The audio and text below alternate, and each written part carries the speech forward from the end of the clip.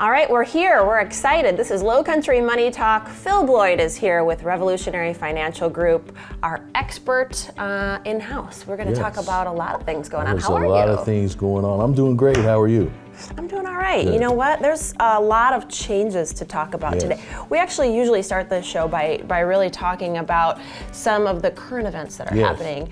Really a lot to talk about. Let's start.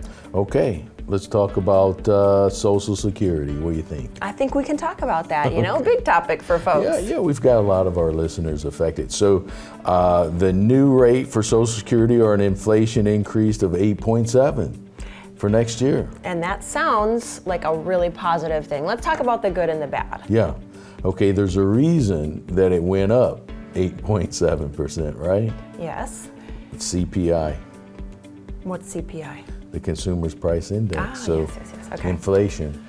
Yeah. So an inflation adjustment. When's the last time that someone drawing Social Security can remember an increase of 8.7? That's a large increase. I don't remember. We should be celebrating. Well, the problem is, you know, we've talked in the past, Jessa, about, kind of the government spending going against what the Federal Reserve's trying to do. Right. So mortgage interest rates are around 7% now, heading towards 8 maybe. Ooh, so big hikes there. They want to slow all of that down. So the Federal Reserve, they call it a tightening.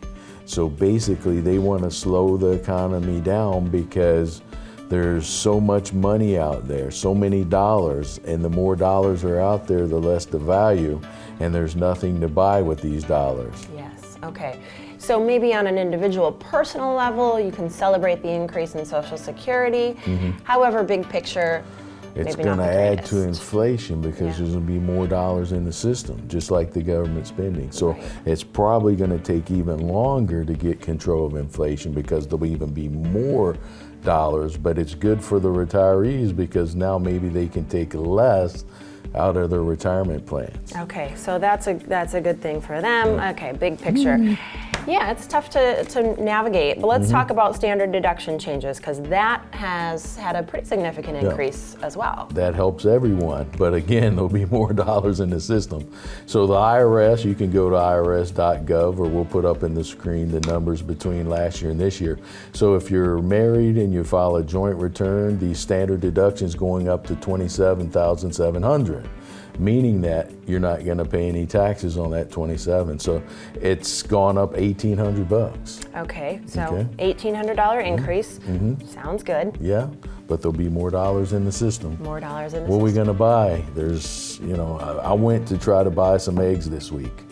I'm a little strange about this. Okay, eggs. yeah.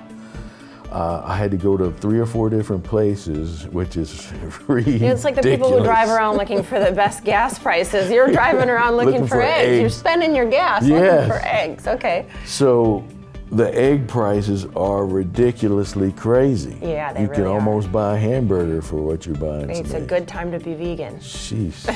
Well, and I like to choose. I might want some brown eggs. You got your cage-free, your brown eggs, non-cage, whatever. Yeah, free range. Hey, I like $7-8 for some eggs. Yeah, you really. What the heck? Yes. Yeah.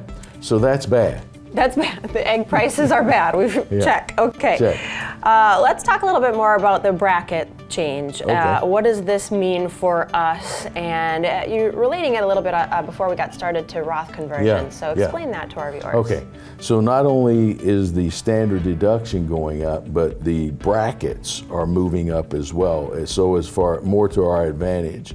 So going all the way up to the 22% tax bracket, they're expanding. So in other words, I may spend a little more time in the 12% bracket. I may spend a little more time in the 22% bracket, the 24% bracket. So don't hold me to this exact number, but I may get a benefit on Roth conversions of maybe another $20,000.